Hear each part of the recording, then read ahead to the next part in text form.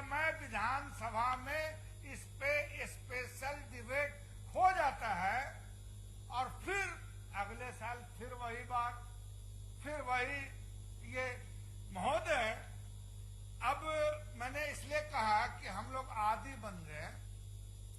अभी तो ऊपर नीचे दोनों सरकार और हमारे माननीय मुख्यमंत्री जी अक्सर कहते रहे हैं और यह बात सही भी है कि इस बार तो वर्षा हुई है जिसके वजह से भी नदी में उबाल आ गया।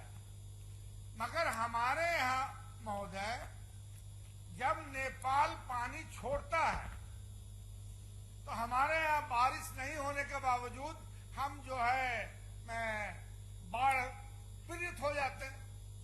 अब बाढ़ पीड़ित जब हो जाते हैं हम, तो हर साल चाहे मेरी सरकार हो, आपकी सरकार हो, इनकी सरकार हो, वही रोना और ये निदान कर रहे हैं, ये 1 क्विंटल बांट रहे हैं, तो ये 6,000 रुपया बांट रहे हैं, मगर जान का कोई मोल नहीं है। जो महिला को नाव नहीं मिला डिलीवरी के लिए केवटी में, असराहा में, वो केला का थम पे बनाकर हॉस्पिटल जा रहा है। वो लोग जो लोग खाने को मोहताज हैं, उनको आप कम्युनिटी किचन चलाकर उसमें आप कितने आदमी को खिला पाइएगा।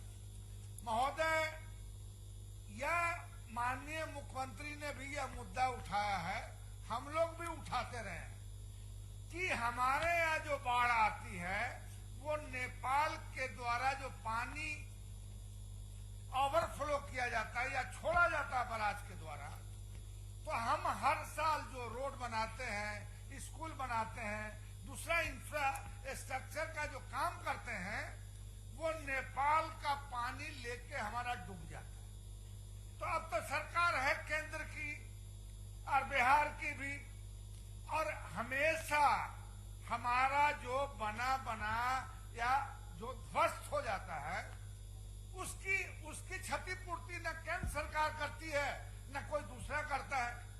महोदय, अब मैं बता दूं आपको महोदय बहुत संक्षेप में कि अभी जो बाढ़ आई है पूर्वी चंपारण में, पश्चिम चंपारण में, गोपालगंज में, सीवान में, सारण में, वैशाली में, मुजफ्फरपुर में, शिवहर में, सीतामढ़ी में, मधुबनी में, दरभंगा में, शिवहर, सुपौल, सहरसा, पूर्णिया, अररिया, किशनगंज, खगड़िया, पूर्णिया, समस्तीपुर, कटिहार आदि। महोदय, अब इसमें जो लोग मर गए, अब कितने लोग प्रभावित हैं, किस रूप में प्रभावित हैं,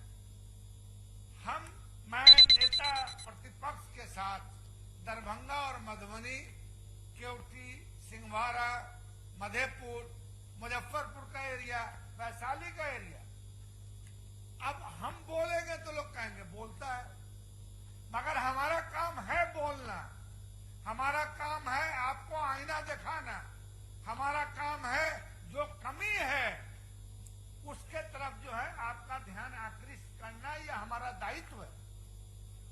अब हॉस्पिटल की क्या स्थिति, क्या नहीं स्थिति, अब ये सब हर साल बोलते हैं, मगर इसका वही ढाल के पात 3 पात हो जाता है महोदय। अब जो महोदय कोरोना और बाढ़ दोनों पर एक ही साथ बहस रख दिया गया महोदय, ये दुनिया में ये बीमारी आई है, ठीक बात है, मगर क्या है कि जब भी कोई आफत या कोई महामारी आती है देश में, तो यह महामारी और यह आफत न जात देखता है, न धर्म देखता है, न ऊंच देखता है, न नीच देखता है, और इसमें ऐसी महामारी में अगर कोई आदमी किसी तरह की राजनीति करता है तो उसको यहां सजा नहीं मिलेगा तो ऊपर जरूर मिलेगा।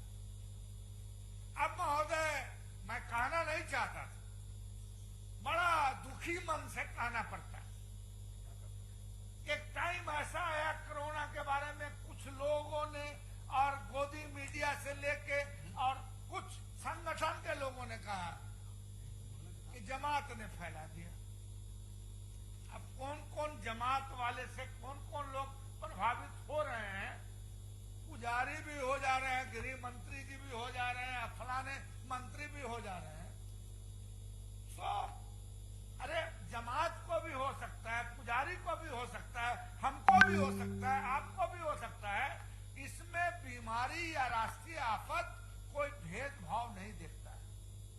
मगर जो लोग इस तरह का निकृष्टतम काम करते हैं, उनको कोई दर्द नहीं है महामारी खत्म होने से।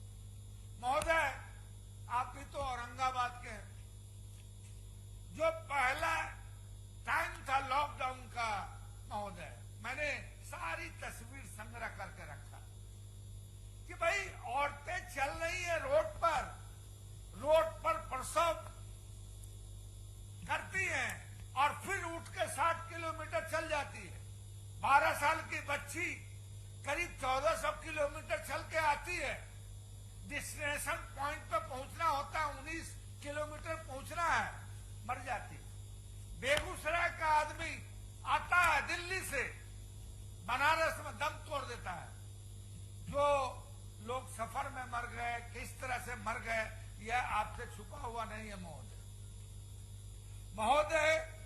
अब मैं इतना ही कहूंगा कि जो कोरोना है इसका फैलाव होगा,